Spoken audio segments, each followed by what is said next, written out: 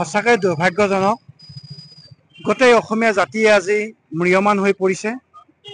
আমাৰ জাতীয় জীৱনক সমৃদ্ধ কৰা চলিত শতিকাত যিগৰাকী অসমীয়াই গোটেই ভাৰতবৰ্ষজুৰি অসমীয়া সংগীতক জনপ্ৰিয় কৰি তুলিছিল, অসমীয়া মহাজাতিক যিয়ে আজি তেওঁৰ কৰ্মৰ মাজেদি, তেওঁৰ শিল্প সাধনৰ মাজেদি তেওঁ জাতিটোক মহীয়ান কৰিছে, সেইজনা ব্যক্তি আজি 52 বছৰ বয়সতেই সুদূৰ ছিংগাপুৰত গৈ তেওঁ মৃত্যুক আঁকোৱালি ল'লে।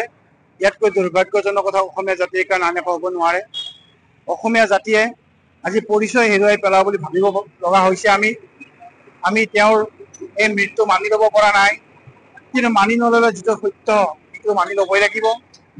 তেওঁৰ যি অবিনশ্বৰ আত্মা, এই আত্মাই যেন পৰৱৰ্তী সময়ত আকৌ অসম মুলুকলৈ আহে, আমি তাকে ঈশ্বৰৰ ওচৰত প্ৰাৰ্থনা জনাইছোঁ। আমি কিমান বছৰ পিছত হয়তো আৰু দ্বিতীয়জন জুবিন গাৰ্গ পাম আমি জানিব হয়তো নোৱাৰিম। আমি হয়তো পাম নে নাপাম সেইটোও নাজানিম। জুবিন গাৰ্গৰ মৃত্যু অপৰাজয় মৃত্যু, ভূপেন হাজৰিকাৰ ভাষাৰে কৈছোঁ, সেই মৃত্যু অপৰাজয়, যি মৃত্যুৱে গোটেই সমগ্ৰ জাতি সত্তাক কন্দুৱাই তুলিছে। শদিয়াৰ পৰা ধৰি লৈ আজি সকলো ম্ৰিয়মান হৈছে ৰাজ্যবাসী। অসমৰ জাতি, ধৰ্ম, বৰ্ণ, ভাষা নিৰ্বিশেষে সকলোৱে মানুহে আজি তেওঁৰ মৃত্যুত শোক প্ৰকাশ কৰিছে। আজি আমি ভাগৱতীপাৰাত বিচিত্ৰ কুমাৰ ন্যাসৰ উদ্যোগত আমি তেওঁৰ পবিত্ৰ স্মৃতিত আমি এটা শ্ৰদ্ধাঞ্জলি অনুষ্ঠান আয়োজন কৰিলোঁ।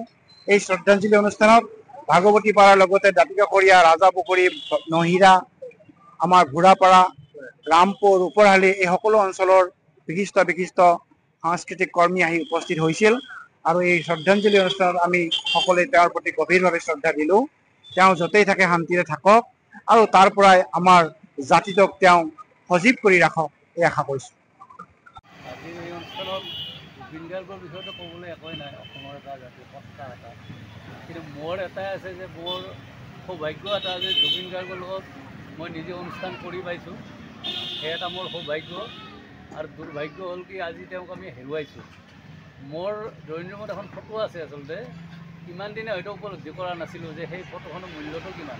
কিন্তু আজি যেতিয়া এই খবৰটো পাইছোঁ, তাৰপিছত যেতিয়া মই সেই ফটোখন চাইছোঁ, তেতিয়া আচলতে বেছিকৈ উপলব্ধি কৰিছোঁ যে আমি অসমবাসীয়ে আমি কি হেৰুৱালোঁ আচলতে। আৰু এনেকুৱা এজন শিল্পী সৃষ্টি হোৱাৰ কাৰণে বহুকেইটা জেনেৰেশ্যন লাগিব, এটা জেনেৰেশ্যনত কেতিয়াবা শিল্পী এজন সৃষ্টি নহয় এনেকুৱা। গতিকে আমি নাজানো পিছত আমি আৰু এনেকুৱা তাক পাম বা কেতিয়া সৃষ্টি হ'ব। গতিকে যিয়ে নহওক আজিৰ এই অনুষ্ঠানটো ইয়াত এনেকৈ উদ্যোক্তাসকলে কৰাৰ কাৰণে আমি বহুতেই সুখী। আমাৰ অঞ্চলটোত কৰিছে কাৰণে আমি তেওঁক শ্ৰদ্ধাঞ্জলি দিবলৈ পাইছোঁ এই অনুষ্ঠানৰ জৰিয়তে। এইখিনিয়ে কৈছোঁ। আজি আমাৰ গতিকে ইয়াৰ বুলি নহয়, গতিকে অসমবাসী আজি নিয়মমান হৈছে যে আকস্মিক দুৰ্ঘটনা যিটো হৈছিল ছিংগাপুৰত আমাৰ জুবিন গাৰ্গৰ সঁচাকৈ আমাৰ শ্ৰদ্ধাঞ্জলি অনুষ্ঠানত তেওঁক আমি শ্ৰমণ কৰিলোঁ। এইখিনি আমি ৰেগুলাৰ নকৰিলোঁ কাৰণ আমি যদি সভা কৰিবলৈ আজি আমি ব্যৰ্থিত নহয়তো, গতিকে আজি আমি শ্ৰদ্ধাঞ্জলি অনুষ্ঠানে সামৰণি কৰিলোঁ। Stay informed, stay ahead. News NE 365.